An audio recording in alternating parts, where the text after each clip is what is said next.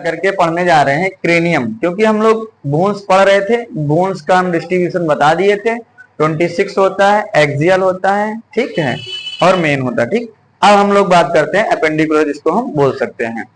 अब हम बारी बारी से क्या करने जा रहे हैं, एक एक करके पढ़ने जा रहे हैं। तो स्कल को हम क्या करते हैं, कितनी बोन्स में डिवाइड किए हुए हैं, जाके 29 में, ठीक। तो अब हम पढ़ेंगे, फेस हो गया हमारे पास में, क्रेनियम हो गया जाके, ठीक है, ईयर ऑस्किल्स हो गए हैं और हाइड्स हो गए। इस तरह से हम लोग क्या किए हुए हैं, बोन को डिस्ट्रीब्यूट किए हुए हैं। अब हम लोग पढ़ने जा रहे हैं कि स्कल में कितनी बोन होती हैं, ठीक है।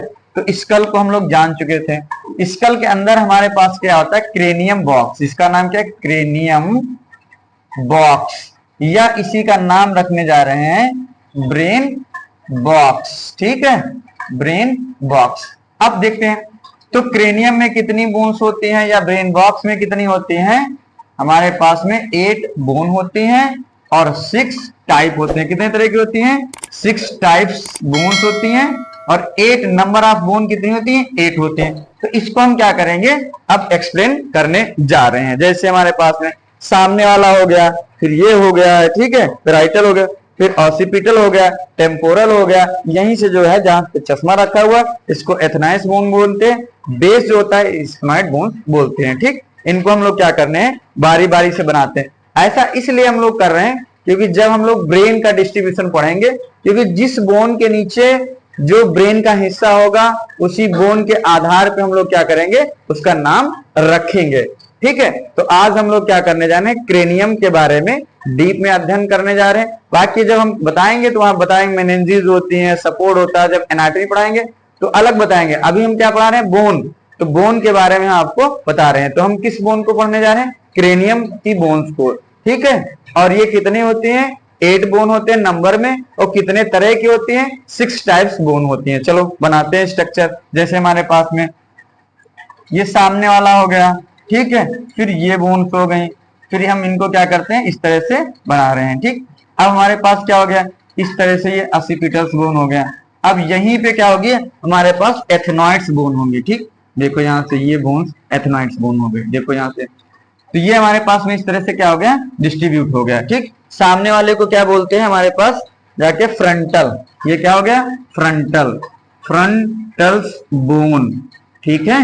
आगे देखो ये क्या होता है, पेराइटल। ये क्या होता है, पेराइटल्स बोन, ठीक। ये क्या हो गया, ऑसिपिटल बोन, ठीक। अब ये क्या हो गया, टेम्पोरल। इसका क्या नाम है, टेम्पोरल बोन्स, ठीक। ये क्या होता है, एथिनॉइड, एथिनॉइड बोन। सब में क्या हो गया, बोन हो गया, ठीक है। अब यहां से देखिए हमारे पास क्या हो गया, फ्रंटल एक तरह की बोन हो गई, पेराइटल दूसरी तरह की बोन हो गई, ऑसिपिटल तीसरे तरह की बोन हो गई। दूसरी हमारे पास में क्या होगी, देखिए यहां से बटरफ्लाई शेप की, क्या होगी, बटरफ्लाई शेप की एक बोन होगी, जिसका नाम क्या होगा, यहाँ पे स्फेनॉइड बोन्स। क्या हो गया, स्फेनॉइड, स्फेनॉइड बोन, ठीक है। ये हमारे पास में हो गया। देखिए ये क्या है, बेस है।